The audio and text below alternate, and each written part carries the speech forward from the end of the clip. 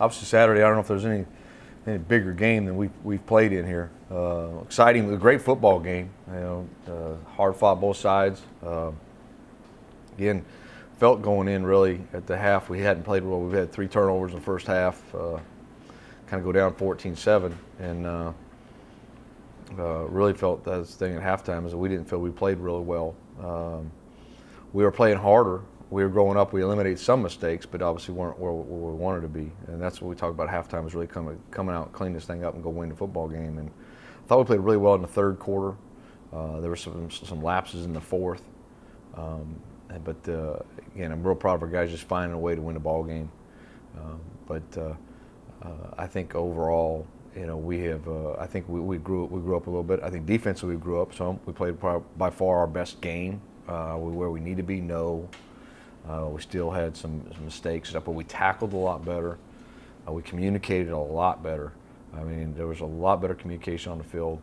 Alignment and side mental errors got probably cut in half, and those are great things to see. Again, there's a lot of room for error. We still popped obviously the big run, things like that. But I think overall we made some huge strides forward. Offensively, we made some huge strides forward as far as they took the run away. They loaded up the box, forced us to throw the ball, and we did with some success. And that was great to see.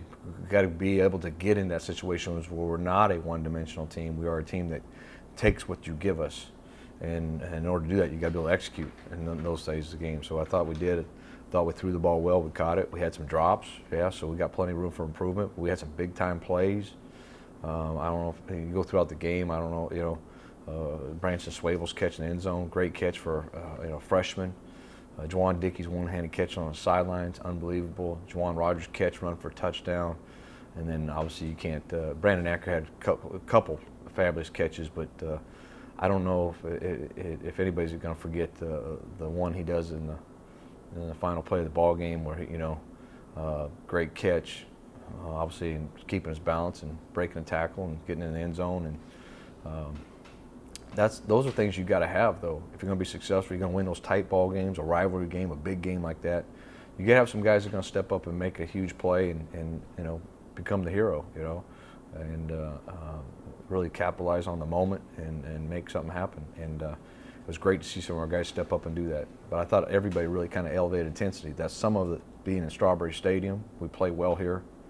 Some of it was also in the rivalry game. I think we upped the game because of who we were playing and getting an opportunity. And then obviously there was some part also that we felt that a little frustration at this point that we were not where we wanted to be, but we made some big strides for it. So we got to continue to do that and continue to progress. And as long as we do that, and right now the bottom line, you got to find ways to win ball games and find ways to win ball games. And I still think this group again, we could become pretty special. Hope maybe this is the catapult that puts us over. We'll see how they respond this week in practice and how we do Saturday. But you got to be able to put two games, make sure you're still climbing back to back. So, but overall, obviously a huge win. Very excited for our football team to get the payday of getting that reward. And we'll quickly got to get back to grounded. SFA is a good football team. We're going on the road to their place. They have had some big wins. Obviously, they beat McNeese a couple weeks ago. They got 2 good quarterbacks. They're throwing the ball around the yard. They're both good quarterbacks, and we know that. They got a talented group of receivers. Defensive front is not giving up a lot. They have not given up much to the run game. So it's going to be those are things that we're going to have to be able to go in there and take what they give us and make sure we execute on offense. And if it's if we struggle running the football, then again we got to be able to throw it. But we love to be able to get that run game going, get those guys going, have success doing that because it just opens the door for everything. But again, at times people are going to load up, take what you got, and you got to be able to adjust and adapt. So I think a big part there may be an evolution of us offensively and taking a huge step forward in that part of being able to adapt and overcome the situation that we're in. So open the door for questions. After an emotional win like that, how does that affect your practice this week? The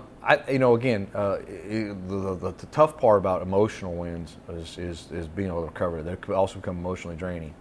So, but hopefully with the confidence factor, I think there became, in the second half, the first time I saw this football team believe.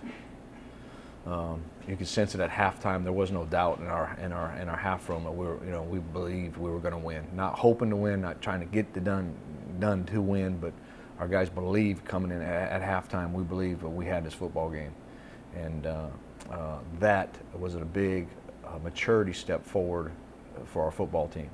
So hopefully we're going to build on that and take care of business. Is there a fear of a letdown weekend for you? I don't think a fear is coming in their head. Yeah, but those are things obviously we got to avoid. But I think what we got to focus on is not, "Whoa, wow, we won a big game." It's got to be, we matured as a football team and took care of business, and we took us big point. It's not the McNeese necessarily, but it's us, and that we took a step forward and did some things that we did to win the football game. You keep saying step forward. I know last week it was you need to take 3 steps forward. Yeah. 2 weeks ago you said you're 2 weeks away from kind of being where you'll need to be. Do you think Saturday could be, to use your word, the catapult to be where you'll need to be the rest of the year? I hope so. I mean, I don't know. Obviously, the time's going to tell on that one. But events like that have been pulling together and getting a big win on the road and doing it the way it happened.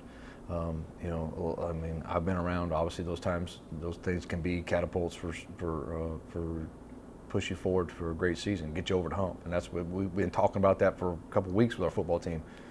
At some point, honestly, to get over the hump, people are going to have to step up and make some plays. But also at the same time, we've got to make sure we're cutting down on mental mistakes and the daily operations. There's 150 plays in a game. You can't get it down to 4 and say, here's how you win or lose. There's the other 146 in there. You got to take care of business and make sure you're putting yourself in a situation to be successful. And I think that's the big plus of theirs. So we elevated our play on a lot of those plays. The tempo we played at, the level we executed at, special teams too. It wasn't as good as we want, but we gave up some yards like on punt return.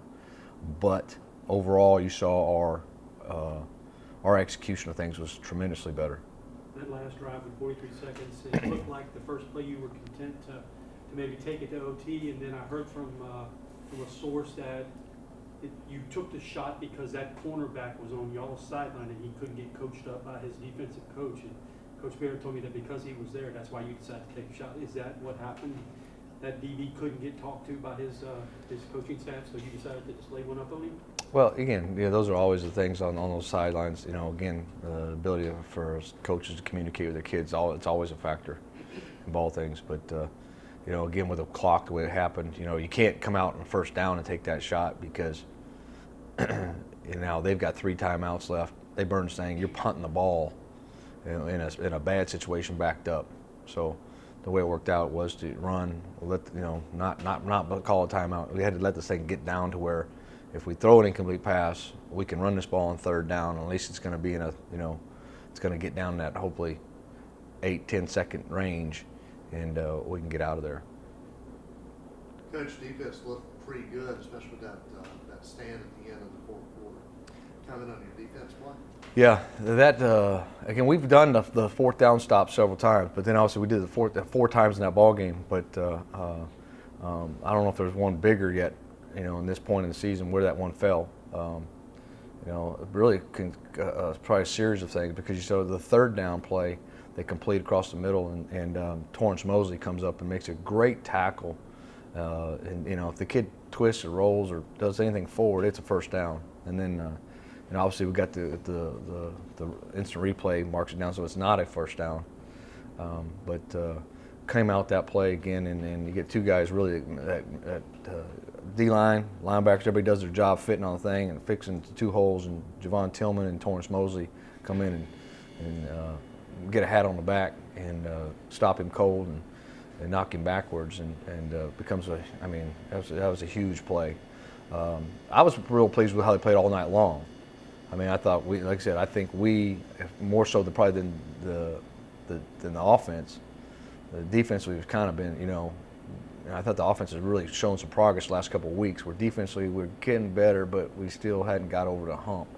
But I thought we did as far as several things, not just in execution, and mental errors, but tackling was so much better. And And it helps obviously when you get somebody like Sione back, and he was able to, he plays with energy. He's out there. He's making plays in the run game. He's pressuring the quarterback. So we had some guys play really well. Justin Allo, I mean, this was the first week he was, officially the guy at quarterback. What was it going to say about him that his first kind of official game out there, and he throws for the most yards of any quarterback you've had, and he throws a game winner? What does that do for his confidence? Well, I think it's huge for his confidence. Again, that's the whole part about athletics is that, you get in a situation, you have success, then I believe the next time it happens, I believe you're going to have success again. And, so that's going to be a huge part of that. He's got a real calm demeanor about him. Again, he was, about ice cold going out there on the last drive, last couple of drives. I mean, he was, again, very poised young man, and stepped in there under heat, had pressure in his face when on the touchdown pass, and he's got a guy hitting him. He gets, as soon as he releases the ball, he gets tagged in the face and gets knocked down. And he's a guy he has tremendous composure about himself. Made some big runs in the game too. Made some key runs, be able to tuck the ball down and get some first with it, and did a great job to run the ball as well. Talk about Trey Bennett's interception. The Cox Sports Television guys thought it was Demario Lane with the pick. They kept calling him Lane. And Oh, did they? They kept talking about the guy who intercepted being from Oakland, California, but it was actually Trey Bennett who tipped it to himself. Yeah. Trey Bennett tipped the ball, made him a great catch. Nice break. It was a zone coverage. Reads the quarterback, does a nice job getting underneath it, tipping the ball, catches the ball. I thought he was about to get loose there. We gave him a hard time about that, but great play, huge play. You lost to SFA twice now. It's the only team that's ever beaten you 2 years in a row. Yep. What makes them so difficult to play? Well, I think go to the events. 2014 we lose over there. We didn't play very well. And Brian was hurt and missed the first half. And we were trying not to play him at all, but got in a kind of nail biter and put him in the second half and kind of did some things he could do. And then last year we blow a game. We're up 20-0, and a couple big plays before the half. It makes it 20-14. Turn of events that really should not have occurred. We had the ball there with about under 3 minutes to go. Should never. I mean, we should never give him the ball back at that point. So we kind of feel it. That, and then they had a game-winning drive on us last year to take it down for the touchdown for the win. We have not. I don't think we've forgotten that. That was one again. I think especially here that we should have. We should have finished that off. I think we were close in the first half of finishing that ball game being done, and just kind of fell asleep and let them come back in this thing and get it. And that was a bad night for our football team. Is there a mental roadblock for your team when trying to get the first road win of the season, or is it just? Yeah, we don't. I mean, I don't talk about that stuff too much. Wherever you go play, it's going to be the old Hoosiers mentality. It's still going to be 100-yard field and 52 1/3, and it doesn't change. The crowd's yelling, they're just not yelling for you. So again, the whole thing is there is that, when you're winning and everything's going great, those wins on the roads aren't that hard. You just got to go and execute and clean. Make sure you take care of the football. Still, a thing we have not for different reasons, but we have put the ball on the ground again. We can't do that, but those are things we can find ways to win as we're making mistakes. Great. There's no such thing as a bad win or ugly one, but we just again, there's so much room for improvement in this football team. I mean, so much that we are doing some things that, again, we are hurting ourselves in turnovers. We did some things in penalties to hurt ourselves. As soon as we get clicking and functioning at the level we need to be, or we can, not hurting ourselves. I don't care where we play. I mean, whether it be at your place, our place, or in the parking lot. Let's put the ball down. I think we'll be ready to go. What are those two quarterbacks? What do you kind of see from them? Both very composed. They don't rattle to pressure. They keep their eyes down the field. They're both physically tough. They'll stand in the pocket, deliver the ball, and take a shot under heavy pressure. Both have great arms. And they both can run. They can hurt you with their feet. And Conk's done that probably the last 2 years. Hurt us with his feet. He's a big kid. He's 250 pounds or something like that. He's hurt us in short yardage running the football. He's hurt us being able to escape a break, a sack, and stay on his feet and continue to go. So I think they're both really good football players. I think they're fortunate. They're very fortunate, obviously, to have two of them.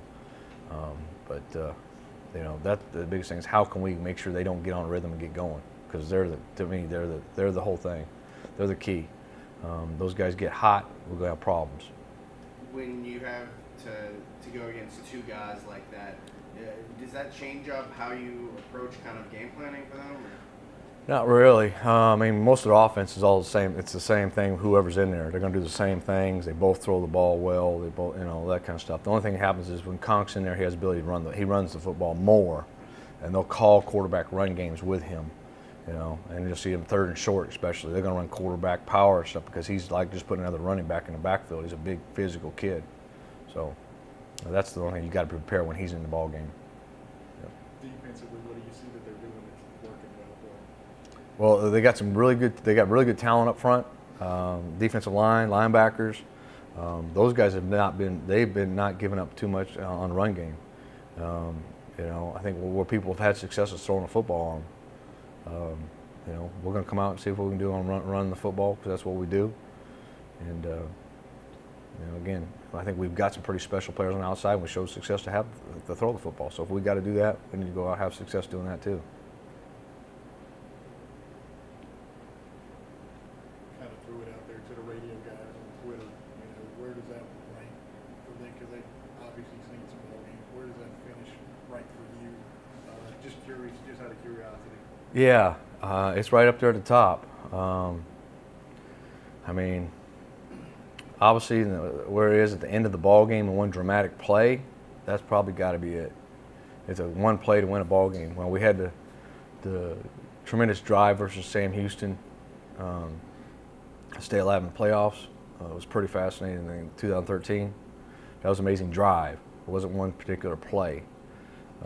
And then people are always going to talk about Bo Moth to Mueller to beat McNeese in 2012. But it wasn't a game winner. It wasn't like that. So, this is one final play for a touchdown and for the win. And so it ranks up there at the top right now. You talked about you guys going in and, at halftime saying we're going to win this game. How much did that factor into calling that play in that situation? No, it didn't factor into that. No. I think it did factor in us coming out in the third quarter with a lot of confidence coming in and really had a great third quarter. We scored 14 in the third. And I'm bad on that stuff. But really, I think we really dominated the third quarter. And I think that had a huge amount of, post that, Huh? 17? 17. Okay. 17 in the third. And I think that had a huge part of that, And then again, still, where's the room for? Yeah, there's plenty of room for. Why? Because in the fourth wasn't. We our intensity level or execution fell off a little in the fourth. We shot ourselves in the foot. There were some penalties. The one thing we have a string and actually get to 35 yards of penalties in one play. Come on. That was a big because we're going to get the ball on the plus side of 50 with a chance to go ice this game and be finished, and we get 35 yards in penalties. They back us up, and now we're punting the ball, and it's just again, those are self-inflicted wounds. And those are things that's what I'm talking about. You cannot do the self-inflicted wounds.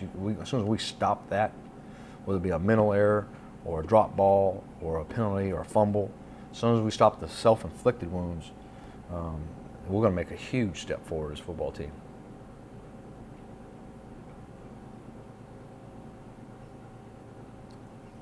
Coach, that play happened exactly as you drew it up, right? Yeah, well, actually, I told him, I said, look, they're going to throw it up. I think he's a little short. He's going to tip it. When he tips it, keep your eyes on the ball. So, when he tips it, you're going to catch this thing, and then you're probably going to have to break a tackle to get in the end zone. So, it's pretty close how I said it. Just